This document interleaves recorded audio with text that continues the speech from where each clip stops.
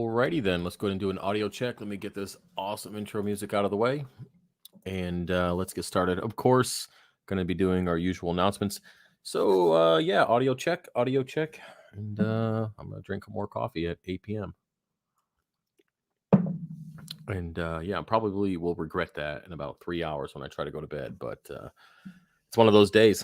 I just need it, or we ain't getting through this. So, audio check, good. Okay, cool. Hey, what's up, guys? What's up, Mike? All right, guys. Hey, welcome to the weekly live stream Q&A. If you're new to the channel, this is what we do every Friday night at 8 p.m. Eastern Standard Time. You guys come in and you can ask your questions in the comment section, and I will answer them first come, first serve, and try to do that for an hour. My voice usually lasts about 45 minutes to an hour, and then it starts getting scratchy, like I'm going through puberty again, and nobody wants to hear that. So anyway, yeah. So announcement-wise, I did stop the Big Bertha blowout sale, which was 20 frags in a pack for $300 shipped within the United States. I did take that down. Oh my God, I missed the clock. Well, Caleb, go back and rewind it. It's only been about 3 minutes. And yeah, so I did take that off the website. You guys cleaned house on that. So thank you for everybody who purchased one of those frag packs. I really do appreciate the support. Now the 15 pack is still up there, and I cut a ton of coral the last few days, a ton. I'm upwards of 600 frags over the last few days. And I got the grow out plates in, so I'm filling up the low boys with little mini colonies in hopes of growing some stuff that Big Bertha has destroyed from the 300. So hopefully you'll be able to do that. And yeah, so appreciate all the support. I did just drop a bunch of money and upgrading those 6 new Ender 3 Pros. You guys saw that I added those. They were just bone stock. I went ahead and dropped some chump change. No, I'm just kidding. No, it was a lot of money. I went ahead and upgrading all 6 of those to make them just like the other, 10. And then I just finished the second Ender 5 Plus. So we got 2 big printers, fully automated, and then we'll have 6 more Ender 3 Pros in hopes. And guys, this is all in hopes of hoping. It's all in hopes of hoping that I can get the turnaround time for 3D printed orders down. Yeah, that 1 to 3 weeks is rough, but I'm hoping that I can print more of the common things. That, like, I try to do a lot of stuff in just black PLA, like glass cleaners and DI, all that kind of stuff. And hopefully I say that because I really need it to happen. I can kind of get turnaround time a little bit shorter. Yeah, because Amazon ruined it for everybody. I'm telling you, when some people are like, I've been waiting 2 weeks. I'm like, man, your order's still like 30 out. You're gonna be pissed when I tell you that. So yeah, it is what it is. But anyway, so yeah, I was gonna do a video today on I'm changing up my packing method. Remember, you guys last week recommended to put stickers on the bag. So I'm gonna do a little video this week. I'll probably upload it for the Monday or Tuesday video where I'll compare how long it takes for me to pack like 10 frags as I've been packing them now compared to the new way with the floats and the stickers on the bags, and we'll kind of see the difference. And I have a feeling that it's going to take a hell of a lot longer, and it's going to be a little bit of an issue when it comes to shipping coral, but I know that it's good long term for like DOA and success rate, so that's what's important. Anyway, I think that's it for announcements. Yeah, I am moving my microgreen grow out up to the kitchen. I got a new rack. I actually just got back from Home Depot. Apparently we eat a lot of microgreens in this house now. My kids actually really like them, so I'm not fighting that at all. So they really like the microgreens. So I'm going to be growing them up in the kitchen because there's not as much dust, it's not as humid, and it's just a better environment. So I'll show you guys that setup at some point. I think that's it. Yep. Anyways, hey, welcome. Let's go ahead and scroll up and get started here. I am a dork for having that music. Hey, I'm trying to make the channel a little bit more kid friendly. Hopefully the algorithm will like me. Got my corals the other day. They look great. Thanks, Travis. Hey, no problem. Appreciate the support on that. Like I said, Caleb, you can go back and you can look at the clock. You could start the video over and look at the clock there. My frags were gorgeous. Thank you. Hey, no problem. Somebody did post a video. They actually did a review video, and I don't mind you guys doing this. If you actually get coral and you have a YouTube channel or something, I don't mind you guys doing an unboxing, all that stuff. I just ask that you cross out my address and all that kind of stuff. I mean, if somebody really wants my address, sure they can find it. But if you guys want to do unboxings and like reviews and all that kind of stuff, you can definitely, um, you know, do that. I don't mind. You can even forward me the video. I actually just found it because every once in a while I Google my name just to see what kind of shit's going on, and that video popped up, so I appreciate it. Speaking of packing method, yeah, Caleb, you had a little bit of an issue. Um, yeah, I don't know. I wish I knew how you pack that coral. The fact that so long story short, Caleb, I'm going to tell everybody your business, by the way. So Caleb sold his very first coral on, I believe, eBay. I'm pretty sure it was eBay, and it was not a cheap coral. I think it was like $400, $500, $600. I have to look and see what it is. Let me actually know something, Caleb. I am going to look real quick just so I can get my story straight. Nope, that's porn. Sorry. Just playing, guys. Caleb, where are you? Oh, here we go. It's the guy doing flexing. So it was on eBay. Yeah, $600 frag, and it was a bounced dead eye chalice coral. Yeah, so he sold it $600, and apparently it must have leaked in packaging or during transit or something, or UPS beat the crap out of it, and they just threw it away. They just threw the box away with the coral. I have no idea why they would do that. And then they told him basically, "Hey man, you got rid of your coral." So, if you look at my website, Caleb, if you go to the shipping page, there is a brief video on how I used to ship coral. It's still pretty close to that. There are some things that I changed, but it might give you an idea to help prevent that. One thing I like to do is put a plastic bag, like a trash liner or something more heavy duty, in the box, and then put the bags in there, like the individual coral bags. So if for whatever reason one of the bags was to break open, probably in your case the chalice punched a bag, the water would stay within that trash liner and not soak the box, in turn causing them to have be like, oh, what the hell's going on, and then toss it out. So that's just a little idea there. And I'm sorry you lost that, and they probably won't give you your money back. There's a pretty good chance they won't, actually. Okay, cool. Hey, what's up? I see a lot of new faces here, or names anyways. All right, let's move on to our first question now that I'm done talking smack. How's it going, Travis? PO4 equals 0.04, NO3 3.87. Are those readings good for your SPS beginner pack? Thanks, Travis. Well, your phosphates, I mean, your nitrates are good. Like I said, been anywhere between 3 to 5 ppm.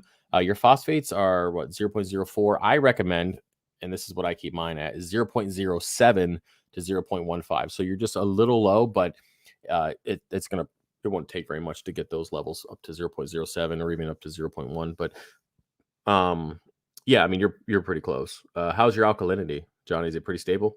Right now, I actually finally got my alkalinity up to 9.5. And if you guys missed any of the videos this week, hopefully you guys did enjoy the podcast on Monday. I think I uploaded it. Hopefully you guys enjoyed that video. The feedback was pretty good.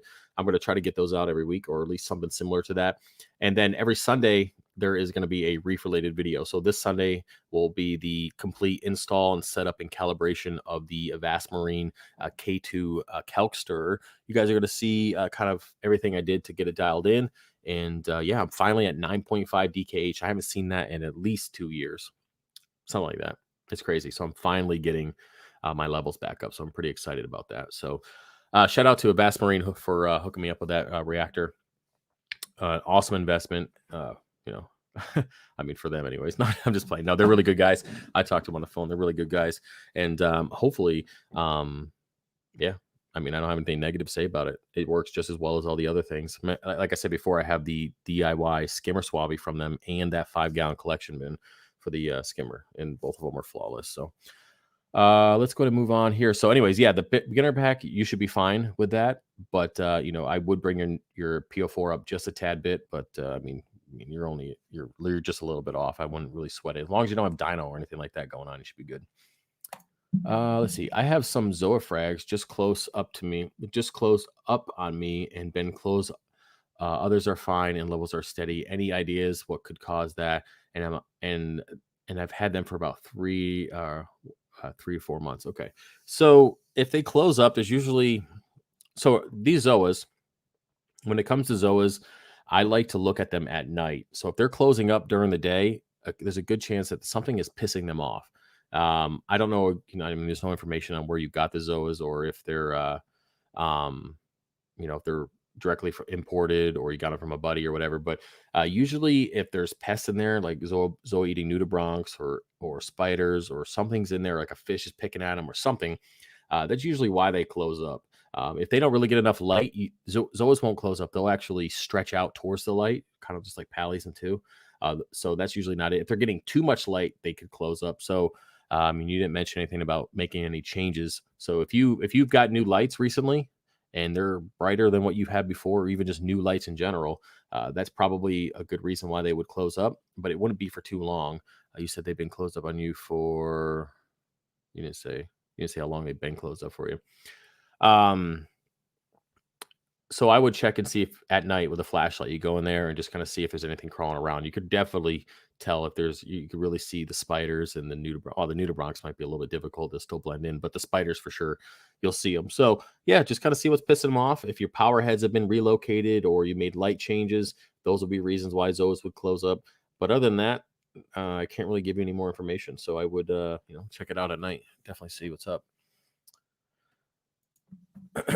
Hi, I have a reef tank and all my corals are happy, but my SPS are not growing.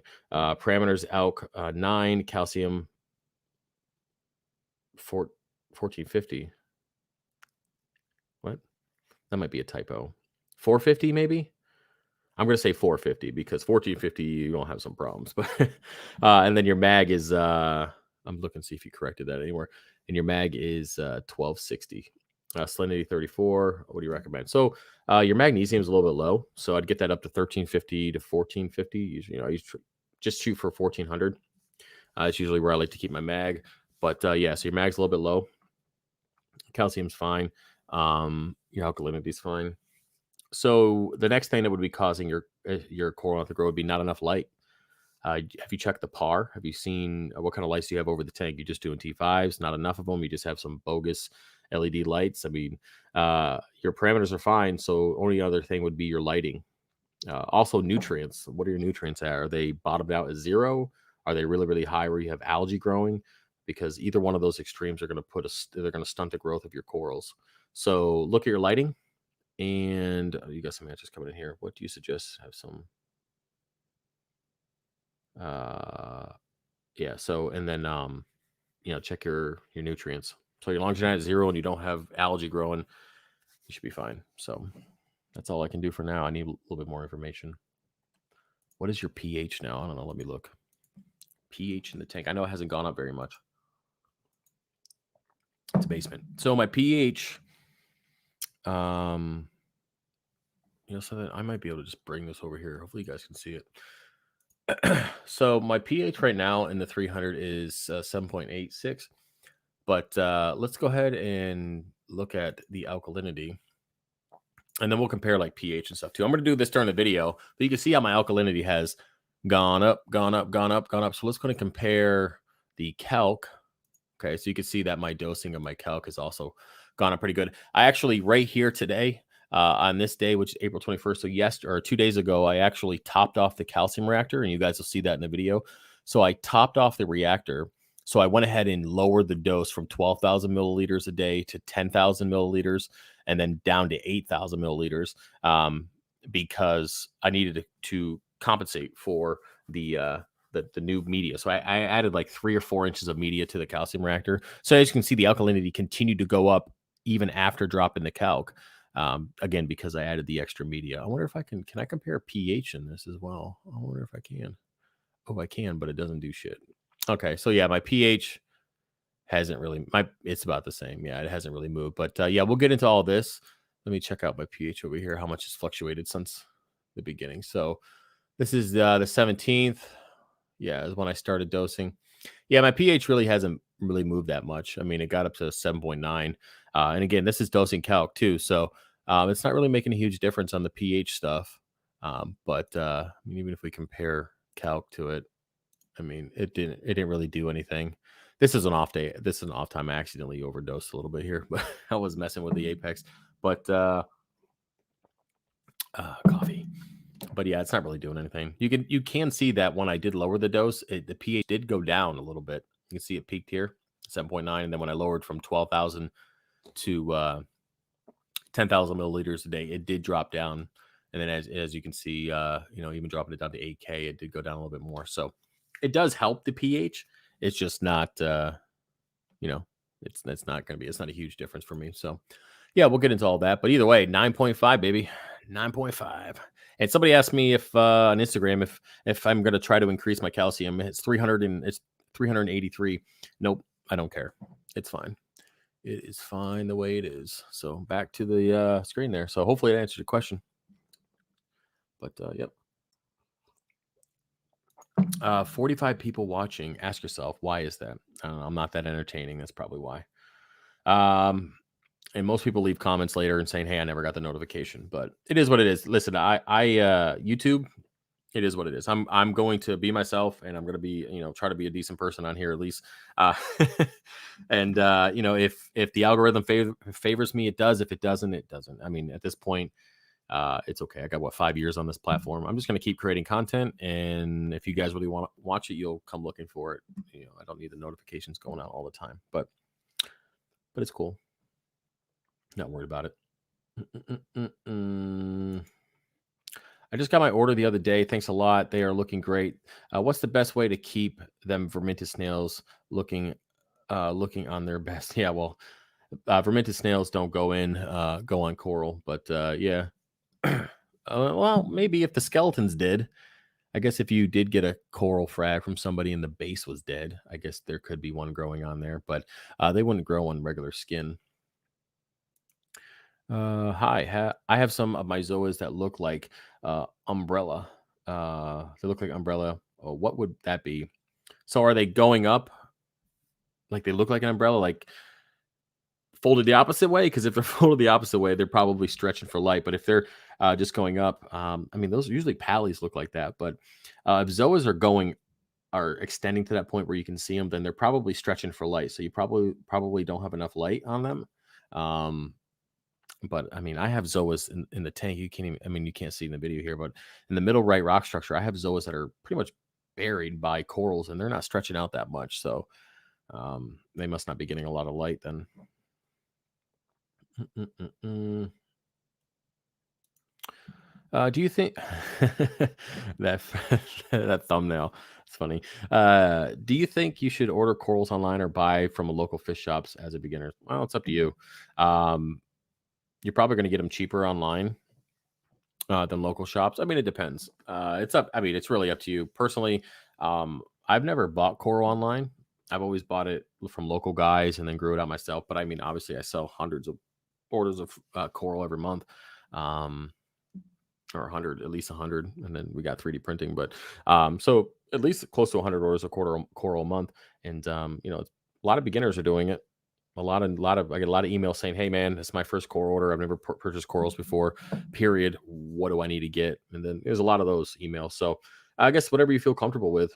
Yeah, I mean, I don't really know what else to tell you. I guess whatever you feel like doing. If you want to support your local guy, do it. Or you want to support me, then go ahead and do that too. What's up, Darren? A little late. Why is your elk and pH low? My elk's not low, man. It's 9.5. You must have missed it when it was at 7.5 for the last year and a half. So, yeah, 9.5 is pretty good. pH is low because I'm also using a calcium reactor. The calcium reactor is what, dosing 7? Let me look. 7 gallons per hour, something crazy like that. 6.4 gallons per hour with the pH at you can see here. The calcium reactor is full bore all the way up, 6.4 gallons per hour at a pH between 6.3 or 6.28 and 6.37. That's really, really low. And I'm keeping it that low because I need to, burn up the media as quickly as possible just to keep my alkalinity stable. Now, before I added the calc reactor, let me move this up so you guys can see it. I mean, I was at 7.5. I mean, that was my life. Okay. And, yeah, so the calc reactor is doing a good job, but pH wise, what are you gonna do? pH is always gonna be low when you're rocking that much calcium reactor. I guarantee if I slowly turn off the calcium reactor and go straight to the calc, the pH will go, back up to 8, 8.1, 8.2, all that kind of stuff. But I like using both the way they are. No, I have no plans of changing that, at least not right now. Bad, your PO4 gone down. I think calc can't precipitate it. The PO4 is fine. I haven't checked it this week, but I will check it before the video. So I'll probably check it tomorrow. But yeah, it can do that. I'm not really worried about it. I feed the tank pretty heavily, anyways, and of course I do dose. Um, but yeah, I'll let you know if anything changes with that.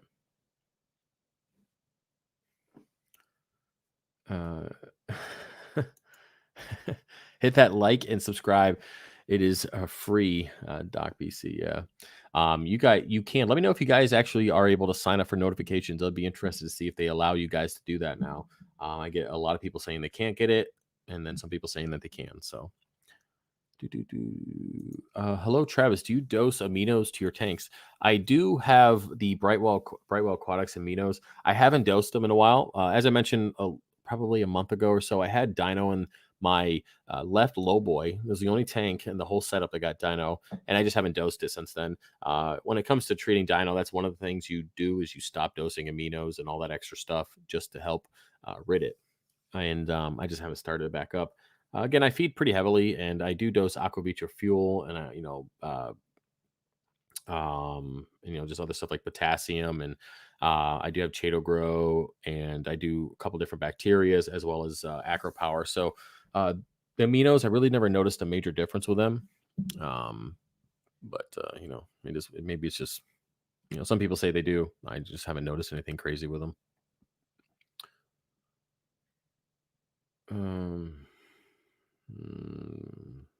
Here we go. The mouth of the zoa is up and the rest is down. Okay. So, okay.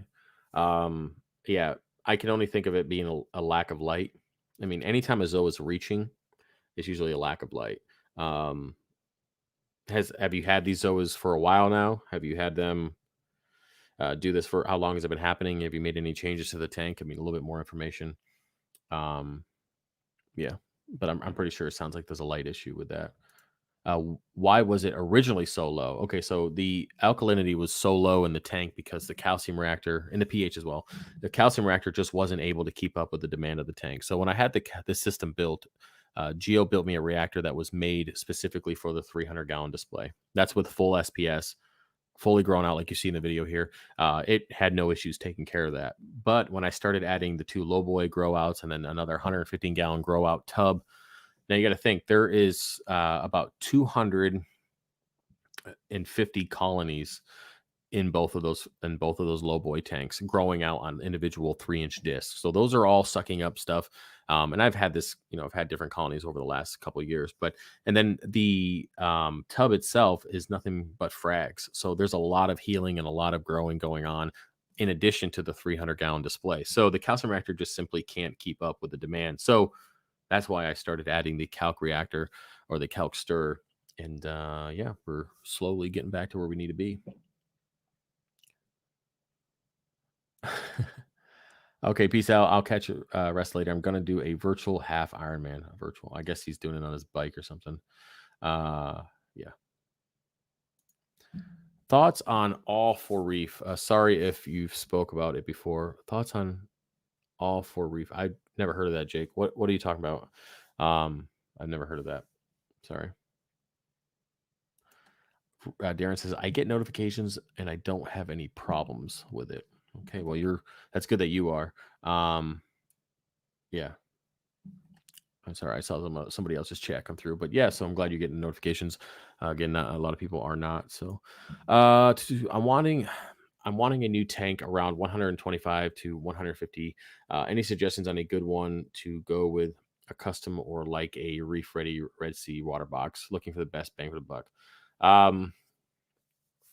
Well, I know the Red Sea reefers and stuff like that. Those are all pretty good, ready to go reef tanks. A lot of people use those, and they look really good as well.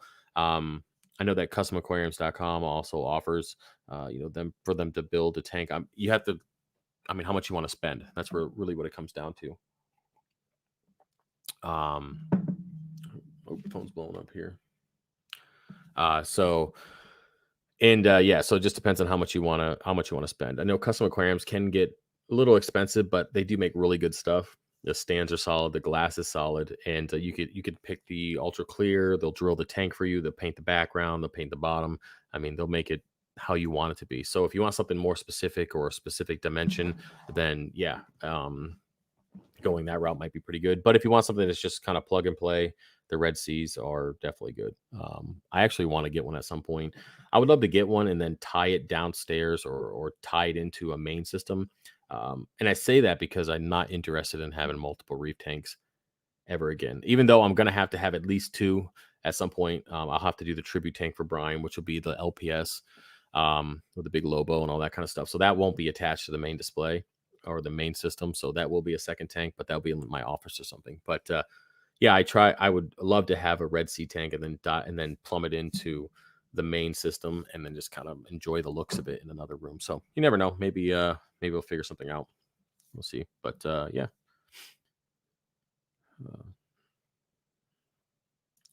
I have no thoughts on this. I don't know. I never looked at it.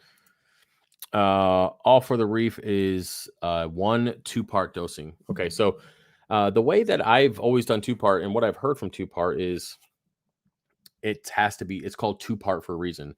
They have to be separated. The alkalinity and the calcium have to be separated to work, efficiently when you dose them, into the tank. Now, having one thing that you dose that has both, I've never used it. I don't really have any opinion on it. I've never looked at it. And can it work? I mean, without precipitating apart, what are they using to keep the elements apart? I'd be interested to know. I'll look into it, but yeah, it just doesn't. I mean, if you want that, just get a calcium reactor or calc because it's dosing it together. So I don't know. I don't know what they're using together to be able to dose that without it precipitating. But yeah, I don't know. Beyond me. How long do you keep your pre-mixed saltwater tank? Does time will change the quality of the salt water? Well, I try to do about 30 gallons a week, and I ship 3 days a week right now. So if I make a batch of salt like Saturday or Sunday, let's just say Saturday. So Saturday I'll make a batch of salt, 30 gallons, and it has a maxi jet in there and it just mixes. Okay, it just keeps mixing. It's good to go. I ship on Monday, use up about half of that or a quarter of it. Ship on Tuesday, ship on Wednesday, or maybe switch a day and ship on Thursday. Um, that's how long I keep the salt. I tend to keep it almost a week. Have I noticed any changes or anything different with that? No, it seems fine. I do know people who keep hundreds of gallons of this stuff uh, pre-mixed with a heater and it circulates. So they have a pump like through the apex that just kicks on, 15 minutes every 4 or 5 hours and just keeps mixing the water over and over again so it doesn't get stale or anything like that. It keeps it aerated. And then they have a heater in there and all that stuff. StreamYard has lost access to your Facebook. Okay. I don't care. I really don't care. I just got a notification. Yeah, what else is new? Facebook was probably like, no, no, no, can't have that. So yeah. Always something, man. So yeah, I keep it for about a week. Other than that, I usually, if I'm making water to just do a water change, I'll keep it for a couple days, let it make sure it mixes to 1.026, and then I do my water change. I don't keep it any longer than that. So make what I need for the week, and then that's it. So other than that, people who keep it for longer period, like have bigger amounts of it. So these people have hundreds of gallons of it. They keep it on hand because they have much larger systems. And if something goes wrong, they can always do a water change relatively quickly. So that's the whole point of keeping it on hand. But I've never noticed any difference for a week, 2 weeks. Nothing has changed. Again, I've never had any longer than that, at least not that I know of. And I think as long as it's continually mixing, I think you'll be fine. That's just my opinion. I wouldn't buy a budget rimless tank. Buy a reputable brand for rimless, in my opinion. Buddy lost a brand new rimless tank week 1 because it was some BS company. Yeah, when it comes to rimless, you have to go with a reputable company. Yeah, you need special. The glass has to be special. The silicone has to be done correctly. Because you're missing a whole bunch of support from the top. I mean, you can get away with some pretty crappy tanks if they have bracing on the top and the bottom, because that's making up for how crappy the silicone was and all that kind of stuff. So Yeah, if you're going rimless, just spend the money. Period. Just spend the money. Hey Travis, if your alk dips, how do you bring it back up? Water change or dose alk? Well, I just make adjustments now because the calcium reactor is full bore. I can't do anything. So if I want to make any adjustments on my alkalinity, I will do it through the calc reactor. Calc reactor. I can't even speak English today. So I'll use the calc reactor to make any adjustments now. Before that, I would just dial up or down the calcium reactor flow rate, or I would change the pH within the reactor, which would change how quickly it dissolves. So, but yeah, you can do water changes. That's just for me. But if you're, if you have a smaller tank and you know what your alkalinity is on your water, and say your alkalinity and your freshly mixed salt water is 9.5, right? And then over a week or two, your tank slowly goes down to like 8.5 or something like that. Then yeah, doing a 10% or 20% water change would potentially bring it back up closer to 9.5 with that water. So. BRS did a video, Mike. Doesn't make a difference storing it. Okay, cool. There you go. I use Calcwasser and All for Reef. Very good stuff. Just so two dosing pumps. Yep, cool. I've never used it. Wouldn't have a need at this point actually, but maybe in the future something. Travis, you said you've been in the saltwater for 5 years. A lot of reading? ? Because I appreciate you sharing your knowledge. Like so many awesome reefers, keep up the great work. Well, yeah, reading, but a lot of mistakes. I would say a lot of learning from. Oh, I shouldn't do that again. And I think we're going on 6 years now, closer to 6. I don't know. I mean, how long you've been in the hobby? Really? I mean, I don't really care how long I've been in the hobby. It doesn't matter. But yeah, so about 5 or 6 years, and it's just a lot of trial and error, and a lot of common sense after a while too. And with everything, if once you get a foundation of how things are supposed to work, it's pretty easy to kind of grow upon that. Man, I got to turn my damn phone down. There we go. All for Reef or any other Trop and Reef products are not available. I wonder why. I know that there is a worldwide silicone shortage. I didn't know that. When I went to go buy PCB boards today, they're like, "Yeah, we don't have any. We don't know when we're going to get them because there's no silicone in the world." What the heck is? I mean, I never even looked on how that stuff was made, but why would there be a shortage? Is it like a silicone fish or something? I don't know. But yeah, so there's apparently a silicone shortage in the world. So PCB boards are not available for the printers right now. It's kind of weird, but okay. My large leather won't open. I have moved it all around the tank and it just isn't happy. What do you think? Do you have enough nutrients in that tank? Because I know leathers really like nutrients. If you start getting down, lower like 2 to 3 ppm of nitrates, and sub 1 ppm or sub 1.5 ppm of or 0.15 ppm of PO4, they just close up. I've seen this in a couple client tanks. So when they start feeding a little bit more, they either have more fish in there or just an increase in nutrients in general through dosing NO3 and PO4, the leathers open back up. So yeah, just make sure you have enough nutrients in there. Hey, buddy, old pal, what's up? All for One is one solution for alk, cal, and magnesium and trace elements. Pretty dope. Cool. I would like to know how that all mixes together without precipitating out, but I'll look at that in the future.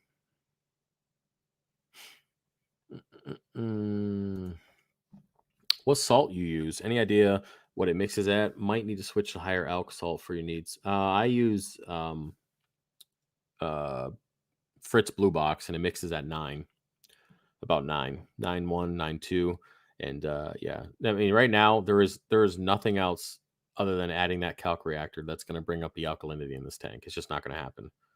It's not. I mean, it's just not going to happen. There's way too much growing. There's probably 3,000 frags and there's 200 plus colonies in separate tanks outside of the 300. So there's just too much healing, and that, that's just the way it is. So, but yeah, about 9 is about average for the blue box for me. It does fluctuate here and there, but that's pretty close, and that's kind of where I want to stay at too. doing water changes on the 300, or now it's technically closer to 500. Doing water changes on that to increase alkalinity wouldn't be cost effective. It just wouldn't be. Plus, I would plummet my nutrients, which are already low from just shipping in general. So, well, they're not where they should be, but they're a little bit lower than they should be, anyways. But yeah, so I definitely wouldn't do water changes to increase alkalinity. It wouldn't work out very well. Biggest regret with your 300 other than escape, Big Bertha. she is the she's a beautiful fish, but she's the biggest mistake I ever made in this tank. Hmm. For sure. And then the monos, they were great fish. They just weren't designed or made to live in SPS tanks. I've seen them in a lot of soft tanks, leather tanks that do very, very well, but they don't do well with sticks. They just don't. They just don't at all. But yeah, Big Bertha is the biggest mistake I've ever made in this tank. Yep. I mean, I'm thankful for, she's a beautiful fish, and I'm sure she'll make me a couple extra bucks when I go to sell her. But she has destroyed this tank, single-handedly destroyed this tank. Just the amount of colonies that she has broken off in this display tank is ridiculous. It's pretty much naked now because of that. And I mean, I used 2 low boys just to grow out stuff that she broke off because there's no place to put it anymore. But yeah, so Big Bertha. Snap, she's a fragging machine. That's right. Snap, snap. That is 100% true. She is again, she's a great fish, and to think that she still has another foot to grow. I couldn't even imagine what she's going to be. And hopefully all this stuff works out. I was talking to the realtor stuff and taking care of all that, and the prices of wood are just ridiculous now too. As I mentioned, it's like 7 something a board, and then buying houses because of that. Buying houses it's even expensive, even more than it would normally be, because they're taking advantage of that stuff. So, I was originally going to build, and then I decided it's still in the works, but I also decided I would accept a house that had 80% of what I'm looking for, and then I will just make the other 20%. Other 20%. There's some key things that need to be there. A garage, obviously a walkout basement. Not being an older house, plenty of land. That kind of stuff. That's all stuff that I definitely want, and then I can just make everything else. But yeah. So the point of saying that is I don't know how long Big Bertha is going to be in this tank. Hopefully, no more than a year. I'm hopefully by this time next year, I'll be out of here, and we'll be moving on to other things. But I don't know. It just depends. I mean, I could find out. I'll find out next month. To be honest, I'll find out next month or June if it's going to happen or not. So if I get the no on that, then I'm going to have to figure out what I'm going to do with her. Because that means I have to stay here for another 1.5 to 2 years, which there's no chance that she's going to be able to be in this tank. So I'll have to figure out how to catch her without completely destroying the tank even more than it already is. So yeah, not looking forward to that at all. I mean, she lets me pet her. Like, I can go in there when I feed her. She eats from my hands. I can rub my fingers down her side, and she's all cool about that stuff. So catching her might not be that bad, but as soon as she sees the net, she's gonna be like, "Yo, what's going on?" So we'll see. Yeah. So we'll see. Whatever's meant to be will be. They said OSD board is about $40 a sheet. When last year it was 8 to 10. Yeah, that's crazy. Imagine what that would do to a house. Like if the loan's for $450,000, right? Imagine how small the house is going to be compared to what it would have been last year if you built it before the prices went up. And I'm okay with waiting. I mean, it's going to be the one and only place that I live, that I buy, and all that stuff. It's the last place I'm going to live for the rest of my life. So I'm okay with waiting a little bit longer to make it what it should be. The reality is, if it's meant to be, it will be. The right house at the right time will either come to me, or it will be able to be built when it's supposed to. And I'm not gonna make any exceptions to what I want. So yeah. So I asked that because my out dropped to 6.8 in my 120. So I did about a 30-gallon water change on a Wednesday, and I'm gonna retest today and recheck it. Oh, okay, I see what you're saying. I'm about to sneeze. Whew. Let me. Okay, I was like reaching over for the button because you guys didn't want to hear that. Whew. And all right, so yeah, so you did a water change on that. I would say just make sure if you're doing water changes to increase your alkalinity, don't do too big of a water change. And this will depend on how high the elk in your salt is. So say you are at that 6.8 and your elk is 9.95 in your salt, you don't want to be doing a 50% water change because it might increase too quickly. So, maybe a 10 or 15%, 20% maybe, and then kind of see where you're at, check your nutrients. And then if you're able to do another water change to increase it, you can. But hey, if you're dipping like that, you might want to start doing 2-part or calc or even a calcium reactor, something um, you might want to consider trying to dose another way. Okay, use the tropic marine salt. I never use that stuff, so I don't know what it's at. Yeah, grab your ankles. Yeah. But yeah, when it comes to buying right now and stuff like that, listen, I I'm not like I said, I'm not in any rush. Everything that happens in its own time and when it's supposed to happen. Um, I just continue to do the right things, going in the right direction, and everything will fall into place as it should when it should. Um, you never know. Maybe if I pass on building this year, maybe next year the prices will be, 1/3 of what they are right now, and I can build a house that's even bigger or get more of what I want. So yep, it will happen, and it will happen in its own time. So, other than that, guys, I'll give you guys a couple minutes. I can bullshit here with you. If you have any more questions, feel free to put them in the comment section. If not, then I'm gonna head out because I gotta go rebuild the microgreen stage. So the stand. So I bought right now downstairs. You guys saw that I had the microgreens on, like they were underneath the low boys growing with the LED lights, and that works fine. There's nothing wrong with that, but what I want to do is bring that upstairs, and then I actually have 4 or 5 shelves, so I can grow 4 trays on each shelf. So do the math. I can grow a lot more than just what I got going on down there. Plus, it's not as humid. It's a little bit more breezier. It's not as dusty. It's a better area, and that way I don't have to worry about mold or anything ever creeping up on the microgreens or anything like that. But yeah, I mean they're pretty good. Like I said, my kids really like them, so I'm not hating that. Definitely not hating that at all. But yeah, so I think we're pretty much good. Let me check over here. Yeah, I think we're pretty much good for this live stream. Not too bad. If you guys don't remember, we'll be having a video on Sunday, and you guys can check that out. It will be about the couch stir, and then of course Monday or Tuesday I will do a separate video. I'll probably show you guys the new packing method and let you guys kind of see how that goes. I have a feeling it already takes a long time to pack orders now that I think adding these 2 new things to the overall process, even though it will increase, how good everything is, um, and how well things ship. I just think that it's going to take a lot more time, which could be an issue when it comes to actually shipping out in a timely manner. But we'll see. I'm actually looking to. I have one person right now that comes and helps me pack on Mondays. I need to hire somebody for Monday, Wednesday. I need somebody who can come on those 2 days and just pack coral.